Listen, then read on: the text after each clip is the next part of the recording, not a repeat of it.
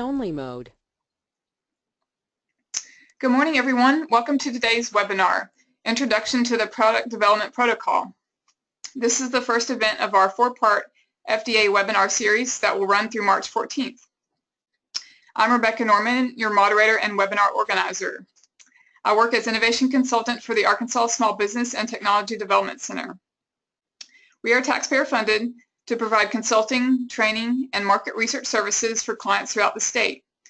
This Life Science Commercialization webinar series was funded through a federal and state technology award from the Small Business Administration in order to address identified needs for our life science businesses and entrepreneurs. The ASBTDC offers high-value market research services and guided support for innovative companies exploring federal funding opportunities through the Small Business Innovation Research Program. Everyone will receive a copy of today's slides and a link to the webinar recording within 2 days of this event. So before we start, let's take a moment to make sure that everyone is ready and familiar with GoToWebinar. You should notice that you do have a control panel on the right side of your screen. You can minimize the panel by clicking on the red arrow button in the upper left-hand corner. And you can expand the panel by clicking on that same button. So take a moment to practice. And second, you do have the ability to submit questions using the question pane located near the bottom of the control panel. And I encourage you to submit questions throughout today's presentation. We will have a 30-minute Q&A session at the end, so you'll have an opportunity to have your question answered by our presenter today. So let's get started. Today's panelist is Jeff Skiba. Jeff Skiba has over 28 years of experience leading medical device development and commercialization of first-to-market concepts. Jeff is an inventor on over 25 domestic and international patents related to cardiovascular, orthopedic, OB/GYN, and treatment of biologic tissue. He has authored and successfully received FDA clearance on multiple orthopedic and OB/GYN devices. Jeff created Vomeris Innovations, Incorporated in 2004. He assigned his intellectual property and eventually capitalized the company, bringing in over 70 investors and raising over $12 million in private equity investment. He is the inventor of Vomeris Procella wound dressing with microcurrent technology. Jeff was director of manufacturing and engineering at Trivascular, a California startup company, where he was involved in the development of a percutaneously delivered abdominal aortic aneurysm repair endograft, an FDA Class 3 PMA device. Jeff founded JBS Bioengineering, a startup company where he served as president. He headed the design and development of the surgical implant sector, where he was responsible for the development of a urologic implant system for type 3 stress incontinence, funded by a grant from the Office of Chief Scientist in Israel, and co-developed with an Israeli medical device firm. This device was granted FDA clearance as well as 2 patents. Jeff developed a unique system for eye medication delivery. He served as Vice President of Manufacturing and Engineering at Orthopedic Biosystems Incorporated. At this startup company, he directed the formation of the Research and Development Department, inventory management, regulatory submissions, and a world-class quality system approved by the International Organization for Standardization, also known as the ISO. And products were stamped with a CE mark for orthopedic deep tissue implants and instrumentation. This company was eventually acquired by Smith & Nephew, an international orthopedic distribution company.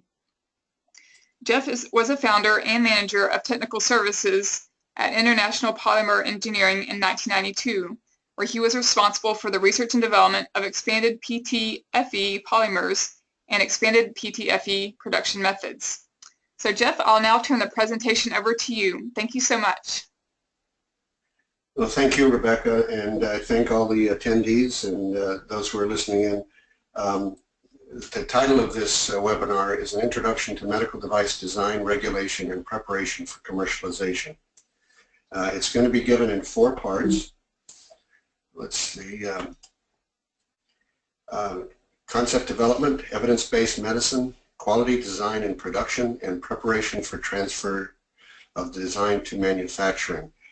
And this is an overview of what I've been through over the last 25 plus years in the development of medical devices, coming out of college with a degree in biomechanical engineering as well as a business degree, and trying to combine the two of these to create a functional corporate direction.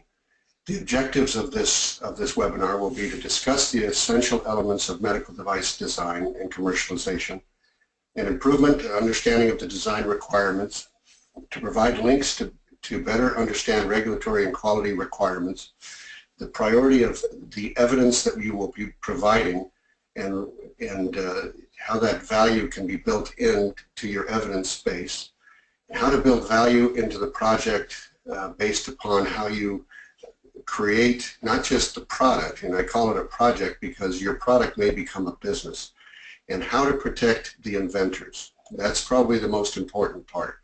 I have been through, I've started 8 startup companies, and I see this as a common thread throughout, is that the inventors are usually the ones who are left behind.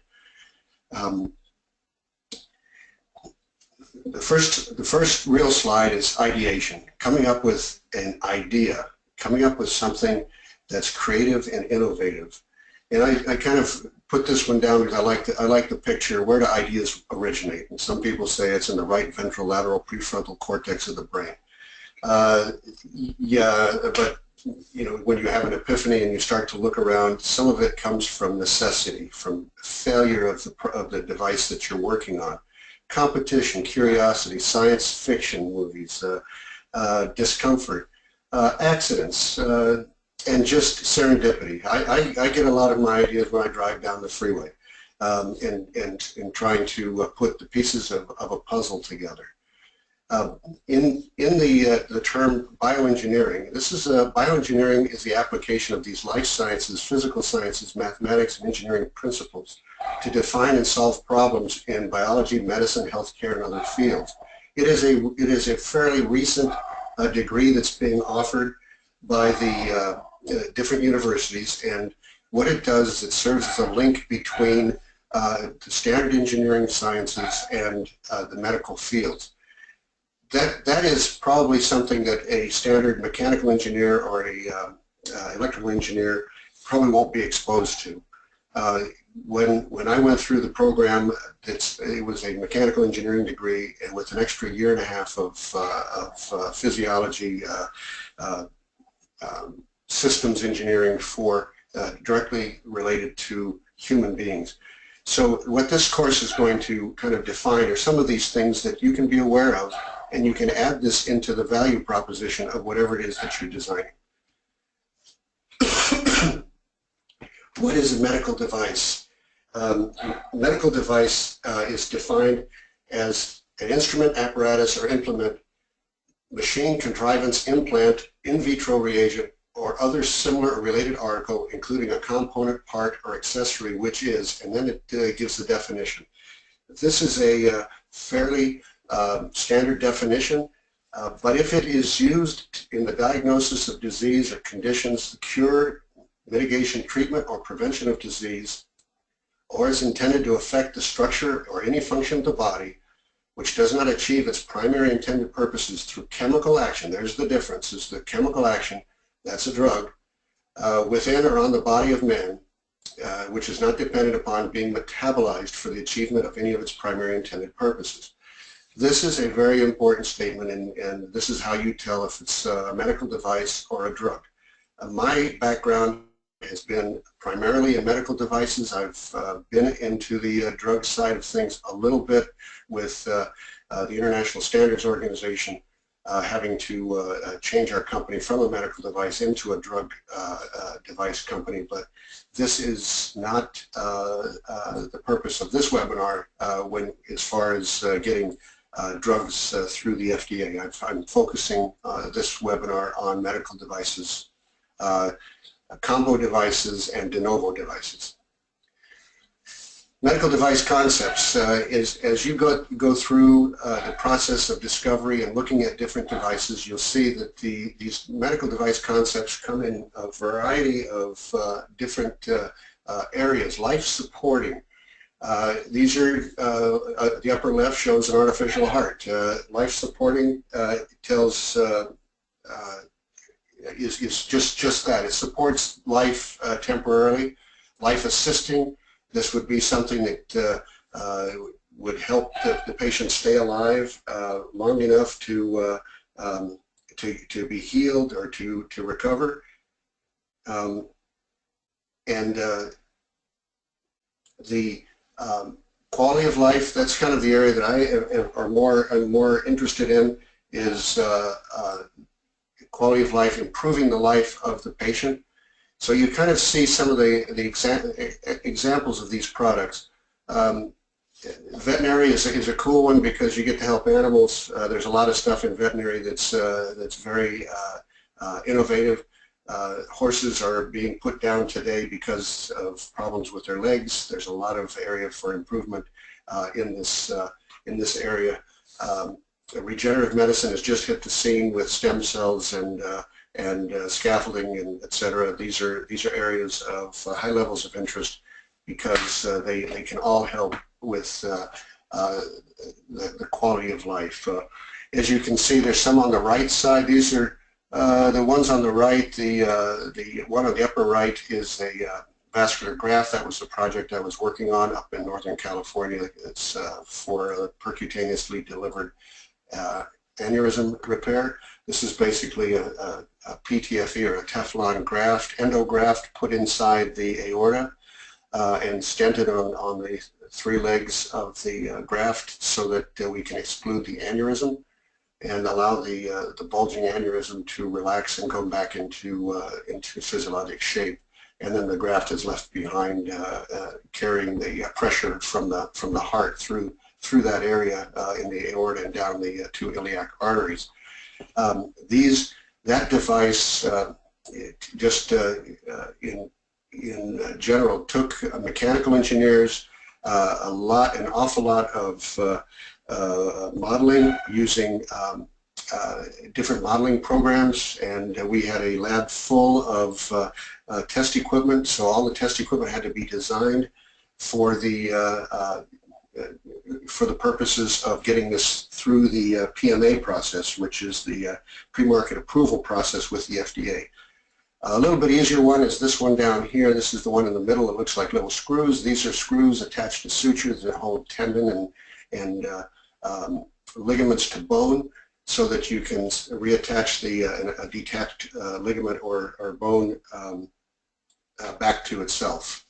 And then the one at the far bottom, this is the most current device. This was 200 little microcells, little micro batteries on a flexible membrane. These are products that represent very large markets, and if just for everyone who's listening to this, a lot of these slides, if you can get a copy of them, I put links at the bottom of these slides so you can kind of see what's going on in the market.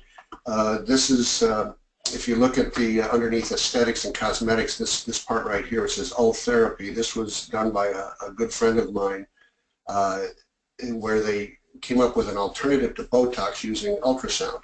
So that's an electrical engineering, mechanical engineering problem that was turned into a medical device that sold for $600 million. So you can imagine if you were a founder of that company and were able to keep your stock, you're going to make some serious money. Deciding on a project. This is the next. This is kind of the important part. Is you've got to decide where you're going to use your talents and resources, and your resources being your time at the time of your team members, and the time in the resource of the money that you have available. You want to develop a product strategy, and the strategy starts off with feasibility.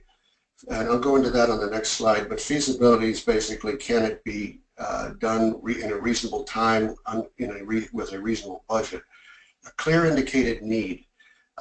Sometimes these needs come from different sources. However, the need for a medical device comes from a wide variety, from the nurses to the doctors to the surgical staff to the patients themselves. and maybe it's just something that you read and you decided that there's a better way. Potential contribution to health and quality of life and technical feasibility. Is it an enabling technology? Is it something that's going to create a whole new series of products with different legs or different branches off of the founding technology? The technical innovation, is it evolutionary or revolutionary? So the evolutionary, is it evolving a current product? For instance, it's getting better. I mean, how much can you improve a tongue depressor? I don't know, but there might be something out there. I know that there's a lot of work in looking down the throat and being able to put a tube down into the lungs so that people can breathe, and a lot of engineers have been trying to come up with something. Medtronic finally came up with one with a camera on it so you can see the junction between the epiglottis and the lungs, so going down the trachea. Is it revolutionary? That means is it the first one out there? That's a little bit harder, but it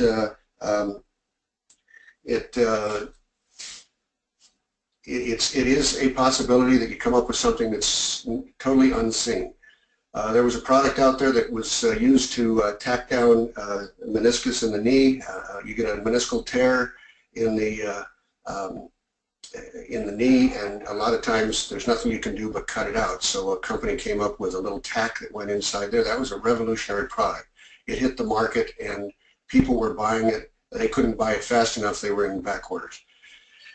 So once you have these kind of ideas in place, you've got to develop some product specifications. You've got to look at the market size. This is a big one. Don't pick a market that's only a couple $100,000 a year. You've got to pick a market size that's fairly large to support your research. Can a company be built around it, or is it only a product? And excuse me a second. Can a product be built, or is it a product company or a product only? If the company can be built around it and you have the resources to do it, that's probably the most important decision that you have to make. If you're going to have a product only, then you're probably only looking at selling the product or licensing the product. Intellectual property. This is a very important part. Can it be protected? Is it something that is unique enough to where I can get a intellectual property coverage on it? Now, going back to this evolutionary or revolutionary, intellectual property can be either one. An improvement on an existing device is patentable. However, you need to understand that in intellectual property creation, there is a side of this called freedom to operate, which can really throw a wrench into your design, because you are stepping on somebody else's intellectual property to get to yours. And if that happens, you need to go through. It's not a deal killer, but it is something that you can go back and talk to the owners of the first patent and either cross-license or get a license from them so that you can proceed with yours. However, that is always being done, especially today, is this freedom to operate to make sure that your technology is on firm ground. Is there a path to funding? Can I get the funding to move forward? If the funding opportunity is low, you're going to be struggling. Looking at the cost of goods, manufacturing costs. I don't know how many people watch Shark Tank, but you probably would have seen a lot of these on Shark Tank. How much does it cost to build what you're making? And then how much can you sell it for? Can it be disposed of properly? A lot of companies, a lot of products are coming out that create a real issue with disposal. Can I incinerate them? Can I put them in the ground? Will they degrade, or will they take forever to disappear?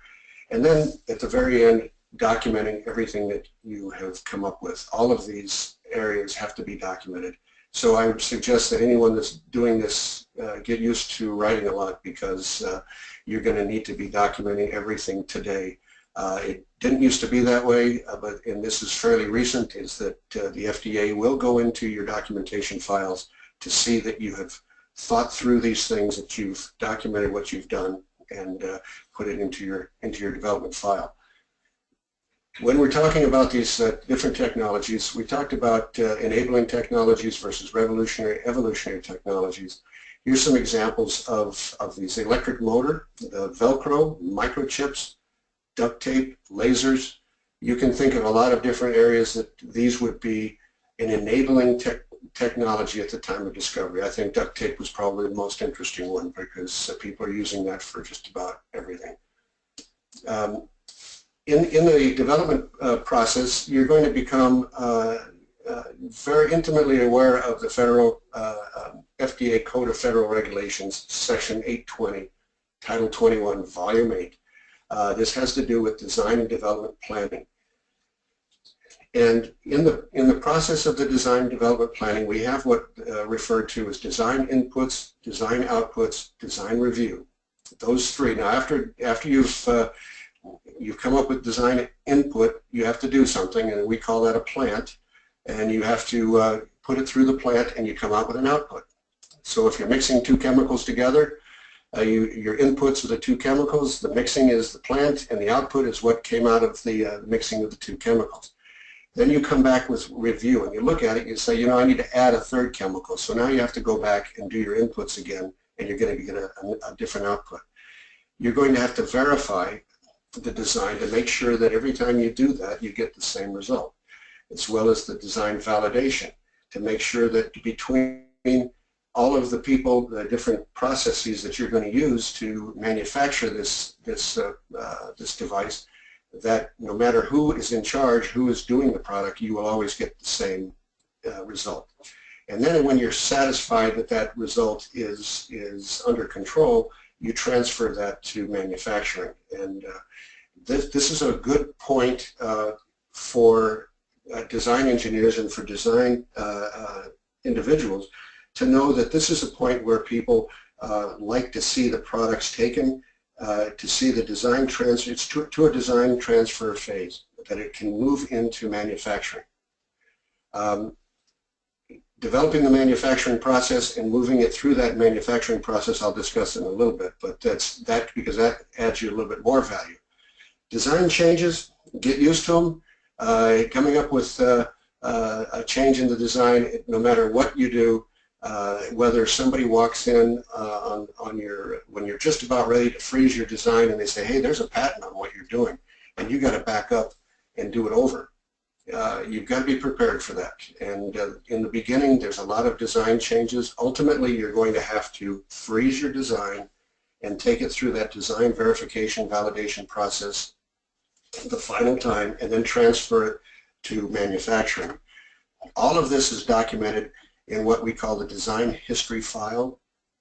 The method of manufacturing, the method of doing what you're doing is going to be documented and called the design master file, and I'll go into those in the next couple of slides.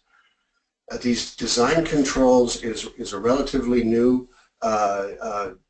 requirement by the FDA. My first FDA audit, when the FDA came in, I had spent 3 months at the company. It was a cardiovascular company, and I was a new engineer right out of college, and the FDA walked in, and they looked at our manufacturing process and the quality inspections that we were doing and the record keeping that we were doing at the time. This was in the early 90s. They did not go into the design. Engineers' desks were off limits. Today they are not. Today they can go through your stuff and they can see what your documentation of your design is. And the idea behind that, the rationale that they hold, is that if there's quality in the design, then that quality, the chances of getting a defective product out the door and into the hands of a surgeon or into a patient, getting a quality product is improved. It doesn't mean that you'll always have, you'll never see a recall or you'll never see a problem in a patient, but it's going to minimize that. So part of what they look for is in the design documentation process is the use of standards. I'll go through that a little bit more, a little bit later. Technical writing, how well you document in your lab book what you did. Design issues, how you resolve those design issues. Guidance documents, similar to standards, except the standards are usually in the international standard organizations. There are some standards, some ASTM standards that we use. Guidance documents are documents that are provided by the FDA.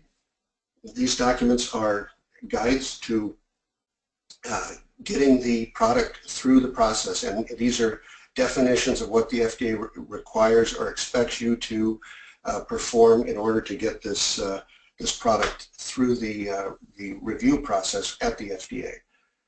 The device master record, device history record. The device master record is saying what you're going to do, recording all of the processes. All of these documents are going to wind up in a device master record. A device history record is going to be a record of manufacturing of each individual lot, and that goes into your history. So how the lot was made, who put their hands on it, and how it got through the process. So that if there is ever a failure in your product, you can go back and do your detective work and find out why it may have failed. The device master record is the big one. That includes your device history record as well as all of your instructions, as well as your documentation system and paperwork supporting the product. The reason I put that in here is because it is important that you get started on this early. So if you're not keeping a lab book, start a lab book. If you're not using standards, look for standards. If you're not using guidance documents, for heaven's sakes, I've got that at the bottom of this slide. How to find guidance documents. The same with standards. They're very available. I think at the end of this slide presentation, there's a whole list of links in the event that you need to find these. Moving on to the protocol. The very first part of the product development protocol, and this is a multi-page, it's probably 5 pages like a checklist of what you did to develop the product, who was responsible for each element of the process. But the biggest part of this is what is it that you're creating and how did you build your specification. The user specification kind of controls everything. If the user specification says it must have 4 wheels, it must be black, it must have a 4-cylinder engine in it, those are the kind of things that user specification will have in it. However, it doesn't define the bearings to the wheel, it doesn't define what goes into the engine, it doesn't define very specific things. That's where the engineer comes in, and you will be responsible for building out that specification. And that becomes your design input. Then as you start to build it, you start to come out with design outputs, you compare the output to the original specification, and you're going to either accept the design as being completed and you met the user specification, or you need to change the user specification. That may require going back to the user and saying, I had to change this, this, or this, because it just doesn't fit, or it just doesn't work the way that you think it's going to work. So you get into this manufacturing mindset very early, how you're going to build it, what you're going to use to build it. If it's a very complex system, and in the case of the cardiovascular graft that I showed earlier, we had to build all the equipment in order to make that, and none of that stuff was available off the shelf. We had to design and build it. Very, very difficult way to do things. If you want to move things along faster, you try to come up with what's called a manufacturing cell concept, where you think about building small scales and then moving into large-scale manufacturing later when the money is there. The FDA has just recently added to the product development protocol a human factors review, where you have to look at your device and you have to document the risk associated with the human interface. So this is where where a lot of focus and review is now, is to see if people are compliant with that. The FDA requirements, if you look at this,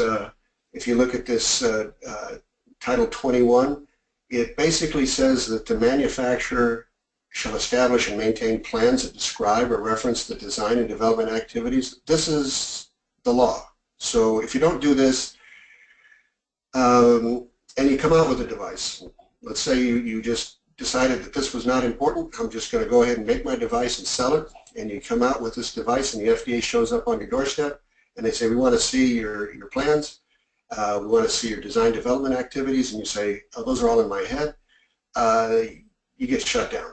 So you're out of business, and or at the very best they give you what's called a deviation report, or what's called a 483, and that's you're given a certain amount of time to fix it. And those are not good, especially if you're in the middle of trying to raise money. Nobody wants to have an FDA warning letter or a shutdown, or even the 483s where you have to respond back to the FDA. If you're in the middle of a money raise, that can seriously affect your valuation. The user definition of your specification. Ask a lot of questions and ask why for a lot of them, because sometimes, especially if someone's trying to fill a need, their perceived need, and the ability for us to fill that need with a design solution is very, very different. So I found 3 interesting slides on the internet, and each one of them I kind of asked why, because there's an awful lot of stuff here that may not be necessary. I used to have one of those knives like that, and I never used it. Some ideas that are out there are questionable. A better mousetrap, or the one on the far right is a fly swatter on your fingertip. These, by the way, were patented. So anything can get through the patent office if you can meet the requirements of the patentability. In the user specification, we're going to go through the definition of the objective. When we sit down with users, we go through what is it going to be used for? How's it going to interface between the physician and the patient, and between the patient and his compliance moving forward? Can he keep it on? Is it going to fall off? Is it implanted? Is it under the skin, or is it a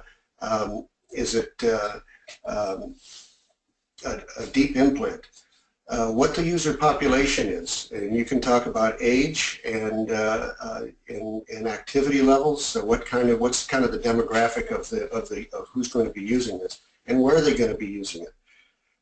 If it's something that sits on the surface of the skin and you're putting this on performance athletes and it falls off, well, I guess then your device just didn't work anymore because it's not there. Use-related hazards. If I design something that goes inside the body or under the skin and it has metal in it, all of a sudden I cannot put this patient through an MRI. The MRI is huge magnets, and if it's metallic, that's a problem. So before you go in, if anyone's had an MRI, you notice they always ask that question, do you have any metal in you? And then to develop this formal list of requirements. And under the formal list of requirements, I always put down whether or not the requirement is a goal or a preference. If it's a requirement, it's a must-do, and you must have it. It's got to be this long, it's got to be this size, it's got to have this strength, it has to have this type of performance. If it's a goal, I'd like to have it. The goal is that it be this size, this color, this shape. And the preference is, I'd like for it to be this, but if it doesn't necessarily have to. That gives you your wiggle room. The requirements definitely would require us to go back to the user if there are any changes. There's going to be testing involved, and the testing is part of the next section, which is on the evidence. That's in 1 week. I'll be going through the quality of the evidence and how you develop evidence that is submittable to the FDA, and that's highly variable depending upon your devices. And how you iterate. What if you can't meet the user specification? Well, sometimes you just have to drop the project. It can't be done. That comes back to your feasibility after your feasibility study. And whether or not you can meet or exceed the user specification. Most companies in their goals statement, it is to meet or exceed the user specification, the user expectation. I want it to be better than what they had asked for. So that meets the user specification, and the user can be the physician or the person who defined the product, or it can be the population that is using the product.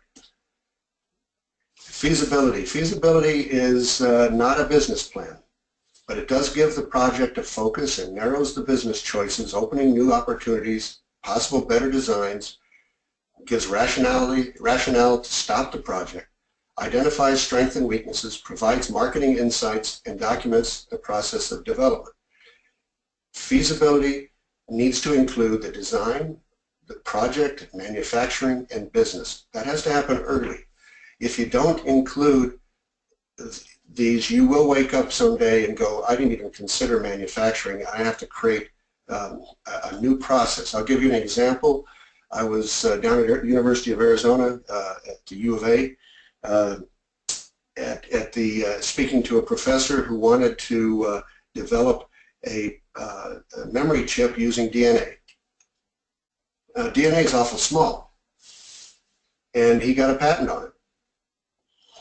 The design was there, the project was there, the business is huge. I mean, this is a method of storing memory on a thumbnail that is as big as our largest computer storage facilities, but I can't manufacture it. I said, it's impossible. I don't have tools that can actually make this yet. Maybe downstream there'll be some, but there's an awful lot of design and creation of the manufacturing process. So feasibility, it wasn't feasible to do it at this time. So I borrowed this slide down at the bottom. It says feasibility studies, the analysis of the viability of the idea through the disciplined documented process of thinking through the idea from its logical beginning to its logical end. That is a challenge. Feasibility study is carried out in order to assess the viability of the new product, and it is primary and most important thing in the development of a project. Defining the regulatory requirements. Now we get into a little bit different. The user specification, that can be for just about any device, whether it's a mechanical, electrical, just a standard engineering type challenge. However, the regulatory requirements are starting to creep in almost every area. In the medical device area, the regulatory requirements are defined through FDA decision trees, and what really defines the FDA's decision is the indication for use and the raw materials that you're going to be using. The indication for use is what is it indicated for, and if you say that it's indicated to cure cancer, you go back to your feasibility study and you're going to find out that's impossible, because to get there you're going to have an awful lot of evidence, and nobody has that yet. The indication for use, if it's indicated to attach or to assist in attaching a tendon to bone, then that can be what the FDA calls a Class 2 device. The FDA has three major classifications. It's called a Class 1, a Class 2, and a Class 3. A Class 3 is the most difficult one. These are the PMA, pre-market approval devices, that require the most amount of diligence, because you're basically one of the first ones in the market for that device. A Class 2 device, the 510K device, is a little easier to get through because somebody else has already marketed it enough to the FDA recognizes that indication for use in that device, and they are able to examine your files, that's all your design documentation and your testing, to see if it is safe and effective. And so the 510K is not an approval, it is a clearance to market. That clearance to market tells the FDA that your company has all of the quality systems regulations. They have compliance to every one of the QSRs, and they assume that, and that your product has been demonstrated to be safe and effective. That's about all you're going to get on a 510K. For the Class 1 device, those just have to be listed and sent into the FDA saying, I'm making the following devices that are considered to be exempt, and they are Class 1. The FDA has also added two new device classifications called the combination device. Let's say you have a device that sprays eye drops into the eye. It used to be that it was a drug because the combination of the device and the drug itself takes on the classification of the higher classification, which would be a drug. But now they have what's called combination devices. And de novo means the FDA has never seen this before, and it's a new device, and they will push this through a different decision tree. It's more in line with the PMA devices, but from what I understand, it's growing legs now, and there's not much guidance on that as yet. Working with the FDA, there's a lot of links here, and this I hope helps if you are working on a medical device or you're working on something that might be medical. The first place you go is into this guidance document under www.fda.gov, and the guidance it allows you to type in keywords, and you can find out whether or not there's anything, any FDA guidance that's out there. A common device will have a common device that's out there. For instance, a bone screw for the attachment of bone to bone will have a guidance document. Is it a drug or a device? If you have questions, there's a method called the 513G, which you can send in an application into the FDA and let them take a look at it, and they will come back and say it's a drug, device, combo, or de novo. They'll actually do the classification for you. The NDA, which is a new drug application, as I said, I don't include that in this webinar, but that's a link if you are looking at a drug, how they're approved and what has to be done. Most drugs, you're talking into the millions and millions of dollars just to get through the clinical studies. Developing of the drug is not that expensive, but the testing of the drug is really stifling. So the pre-submission meetings, this is again a new activity that the FDA has opened up, which means that if you have a device and you're not sure if you've covered everything under the device, that you can actually take it to the FDA, and they will set up a meeting either in person or by teleconference, and they will go through your application before you submit it and say that you're missing these parts, and we would recommend that you do these parts before you submit, so that it will go through the process a lot easier. But let me make a good a point on this one. These are your FDA submissions. The 510K, the PMA, de novo, combo. Each one of these has a submission requirement. And when you write these submissions, I would recommend that you write these and then review them before you send them in. Not all these reviewers have the same background that you have, so you need to write the submissions in terms of the person who's going to be reviewing them. And if you make it easy to find things, easy to find out what it is you're getting after, it will push this through a lot faster. The fastest 510K I've been able to get through was 30 days. People will submit 2-3 feet of paperwork, a big stack of paperwork. The FDA reviewer has to go through all that. And if you can minimize that and keep that easy to read, the reviewer is going to be able to get through it a lot faster. So the FDA has also implemented fast-track third-party reviews. That link is there on that. That allows a third party to take a look at your device and and the FDA will accept their review. This is only for these 510K type products. The last one was the humanitarian use. These are for rare diseases or conditions. For instance, if you have something that you know is going to prevent an amputation, by all means, the FDA has got a pathway to get that through under the humanitarian use. It doesn't clear it to be used for all the time, but there is a requirement that has to be met. But there is a method there. The next big one in this feasibility and development process is the reimbursement strategy. When you look at and this comes under the heading of the business side of things. The market size is a big one. The reimbursement strategy is another big one.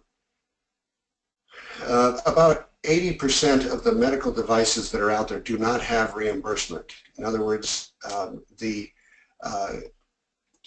insurance companies won't pay for them. So I'm jumping a little bit on this slide. If you look down on the fourth bullet, it's coding, coverage, and payment. And under coding, you say, what can your product be used for?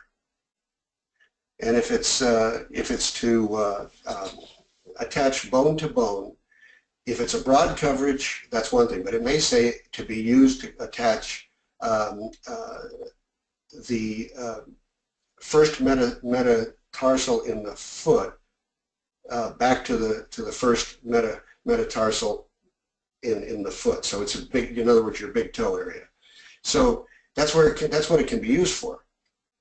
What procedure can it be used for? If it's an Austen bunionectomy, and that's just a simple bunionectomy, that's what they cover. But they're not going to cover it if the doctor uses it for a different procedure. And what will the insurance cover, and what will they pay for? That's a different story. And that's the one that you want. The insurance company will pay for your device at some level. If it's a 510K, the reimbursement strategy is that it will be covered under the classification code that you defined inside your 510K. If that classification code is for a lesser product, you're going to get a lesser reimbursement. If you want a higher reimbursement, then you have to go through the PMA, and that allows you to set your own reimbursement with the Medicare called the CMS. So the CMS is the Centralized Medical Service, is using what are called HCPCS codes, and that's under Coverage Reimbursement Link, which allows you to take a look at some of these things. If Medicare doesn't cover it, then most of these insurance companies won't cover it either. So, so I put these different links at the bottom. There's some good articles there on top reimbursement tips for medical device makers and planning for successful medical device reimbursement. That needs to be done. If you don't see a method for reimbursement, then that goes into your business plan as to how you're going to get this product paid for.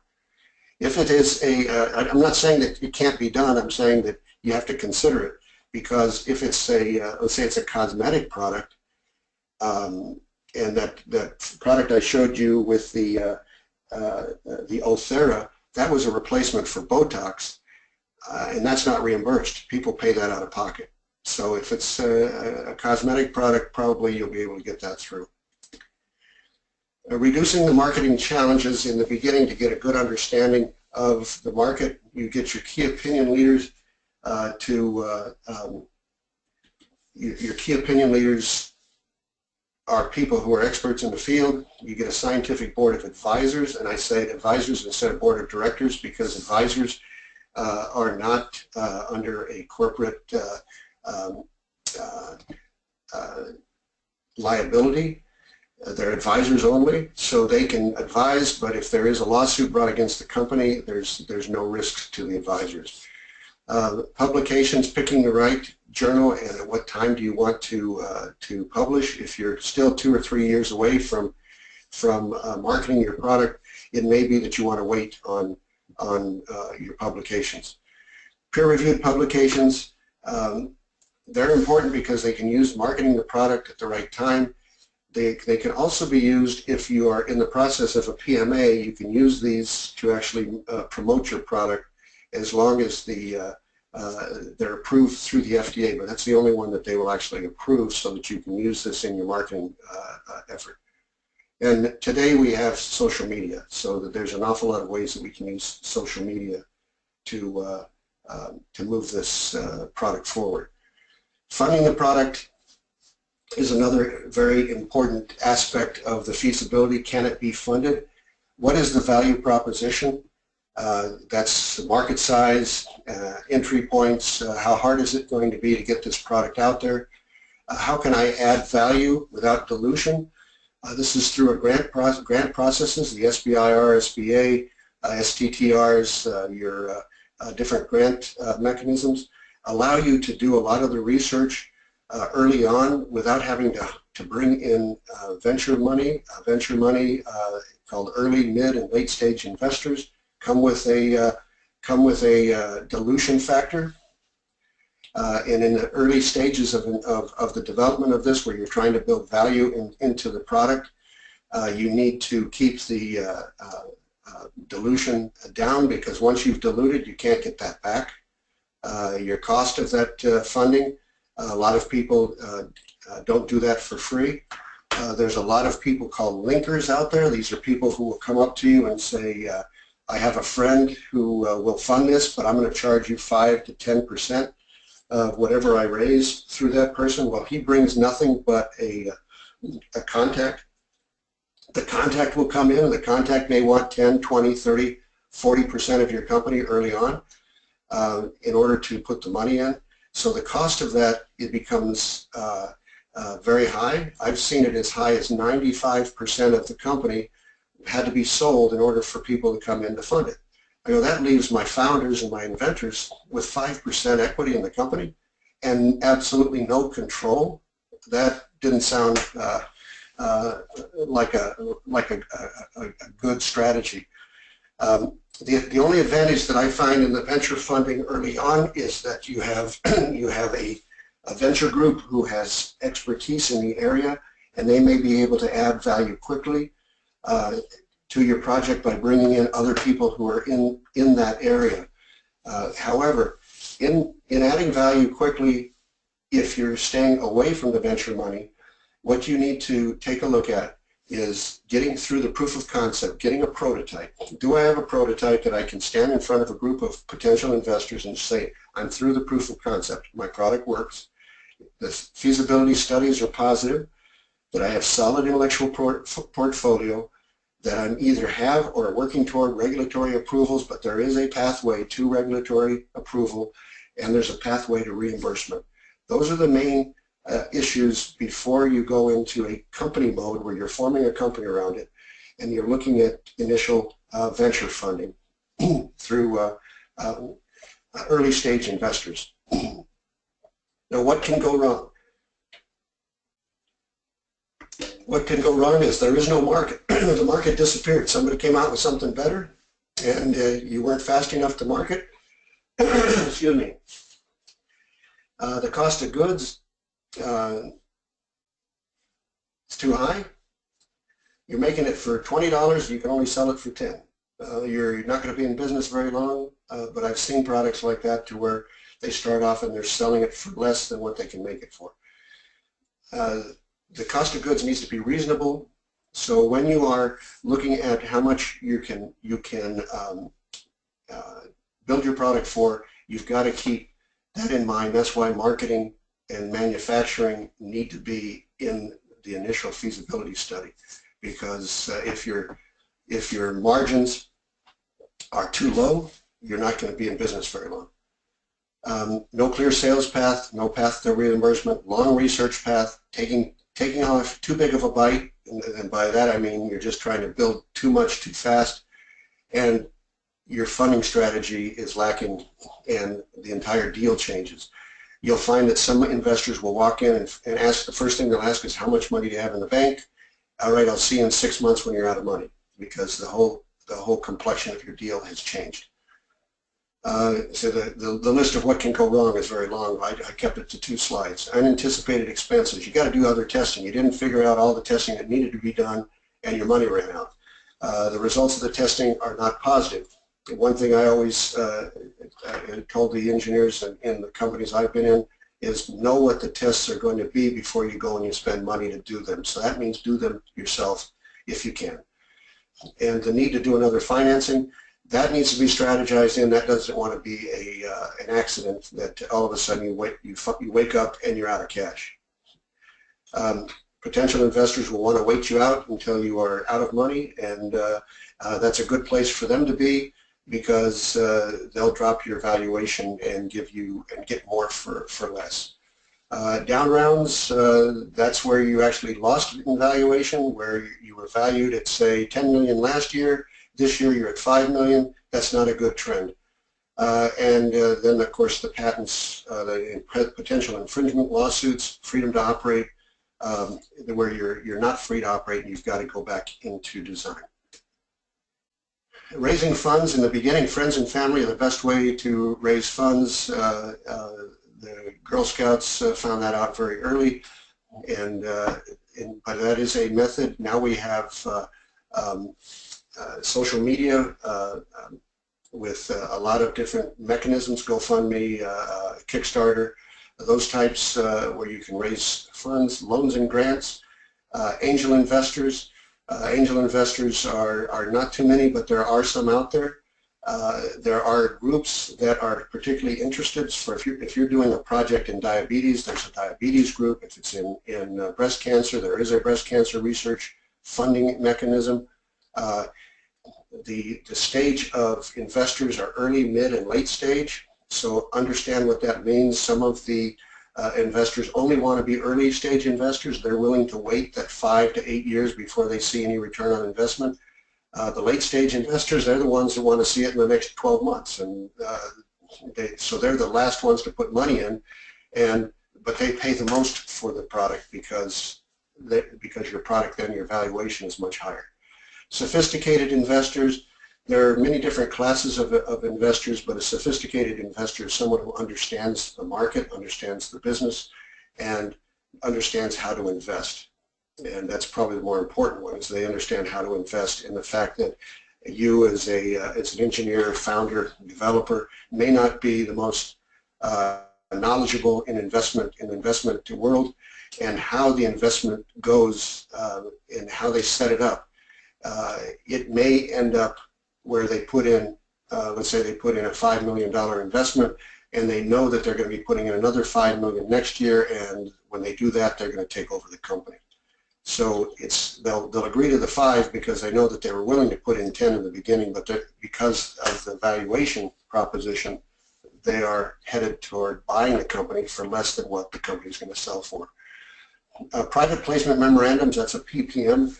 That's where these are documentations that you need to do under the Securities and Exchange Commission. If you are going to sell stock or you're going to capitalize the company, you cannot just go out there and start selling stock. You have to be licensed through the Securities and Exchange Commission, which requires legal counsel to do it right and to keep yourself from a massive lawsuit. Understanding the startup capitalization, there are funding rounds, seed rounds are the very beginning rounds. You get A, B, and C round. You've got percentages, how much people own, common stock versus preferred stock. Common stock is what's commonly issued. A preferred stock usually, by definition, has a preference on it. That means that if I loan you or if I give you money, I get my money back first. That's my preference before any split among the common stock occurs. So you try to stay away from preferred stock if you can, and understand what a capitalization table is. If you're planning to go into business and take your product into a business model, which is covered in section 4 of this webinar, I'll be going over this capitalization table more. That is probably for most investors and founders where they miss the boat, and they lose their ownership because they didn't understand the value of having control on that capitalization table and the common preferred stock. So let me move on. Owner's equity versus investments. the idea is that you want to hold over 50% for as long as you can. So how do you do that? Your capitalization table is going to tell you where you stand. Get to profit as soon as possible. The valuation jumps immensely. You don't want to see your money shrinking. You want to see the money, the valuation. That's what the dollars represent up here. You want those to increase. You want to, if you're going to get money in, you want it to be smart money. Don't look hungry. Don't get greedy. Have a planned exit strategy and have a plan B. We'll discuss in section 4 royalties versus acquisition and return on investment. If you fail the plan, that's usually a loss of equity. Somebody's going to take advantage of your failure to plan. There are different, as we talked about, different types of investments. Convertible notes is a common one today on how to raise money under a convertible note, or convertible debenture is called, convertible debt, common stock, preferred stock sales, and partnerships. That's also a possibility. Let's see. Build a team. Get a good team in place. Project coordinator. This is someone who works the product development protocol to make sure that the milestones are met, that you have frequent project updates, and that you're working to a plan.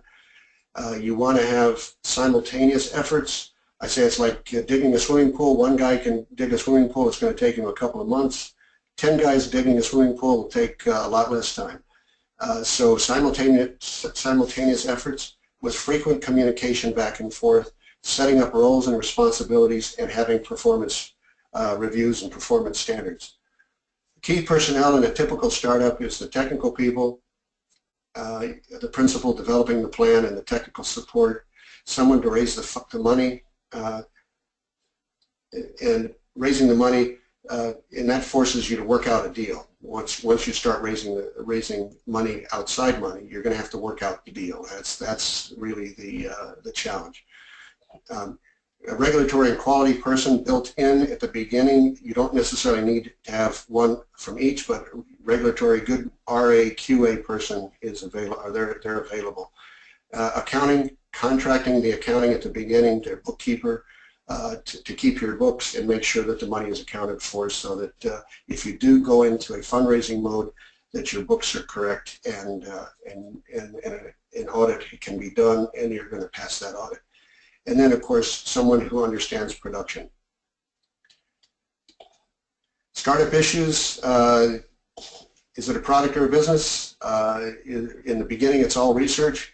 But you are going to eventually build a business plan saying, I'm going to take this into a market, I'm going to take this into a licensing agreement, I'm going to have a plan.